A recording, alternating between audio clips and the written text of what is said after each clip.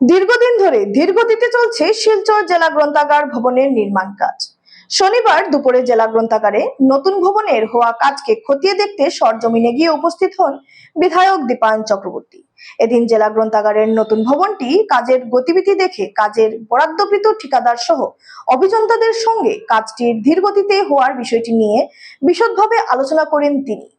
সাংবাদিকদের সঙ্গে কথা বলতে গিয়ে বিধায়ক জানান, শিলচরবাসীর স্বপ্নের এই জেলা গ্রন্থাগারটি আধুনিকভাবে পরিকাঠামোগত উন্নয়নের জন্য নতুন ভবন নির্মাণের কাজটি বিজেপি সরকারের আমলেই সূচনা হয়েছে এবং সেটা সঠিকভাবে নির্মাণ হচ্ছে কিনা না কোনো অসুবিধা হচ্ছে তার খতিয়ে দেখার দায়িত্বটা বিধায়কেরই।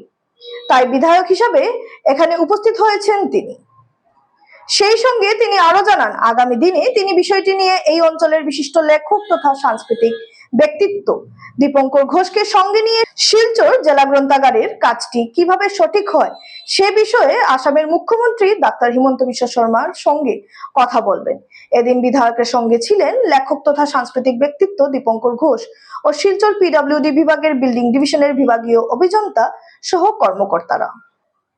জেলা গ্রন্থাগার ভবন আমাদের একটা সরকারি একটা বড় প্রতিষ্ঠান, যেখানে আমরা সব কালচারের প্রোগ্রাম আমরা করতে পারতাম। সেটা শুধু ক্লাব এনজিও না, অনেক গভর্নমেন্ট লেভেল প্রোগ্রামও এখানে হতো।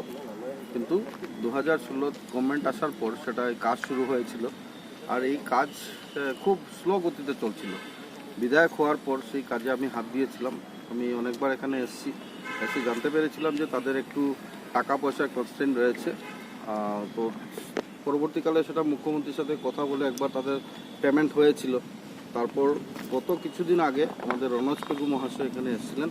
তো ওনাকে আমি অবগত করাই যে জেলা গ্রন্থাগার আমাদের একটা শিলচরের ঐতিহ্যবাহী জেলা গ্রন্থাগার একটা ডিস্ট্রিক্ট লাইব্রেরি ছিল, সেখানে আমরা যদি তাড়াতাড়ি কাজকে না করতে পারি তাহলে শিলচর সহ কাছাড় ডিস্ট্রিক্ট বা বরাকবিলির বিভিন্ন যারা কালচারাল ক্লাবগুলো রয়েছে তাদের অনেক অসুবিধা হচ্ছে। তো সেটাকে নজর দিয়ে উনি আমাকে বলেছেন, ঠিক আছে পেমেন্টের কী আছে আমি সেটা দেখছি। উনি গিয়েছেন এক সপ্তাহের ভেতরে। আমি ধন্যবাদ জানাই আমাদের রনজ পেগু মহাশয়কে, যিনি এক সপ্তাহের ভেতরে 2,80,00,000 টাকা আরেকটা পেমেন্ট কন্ট্রাক্টরকে দিয়েছেন। এবারে কন্ট্রাক্টর যারা এসছেন ওনাদেরকে আমি ডেকেছিলাম, ওনারা গতকালকে আমার ডাকে সাড়া দিয়ে এসছেন।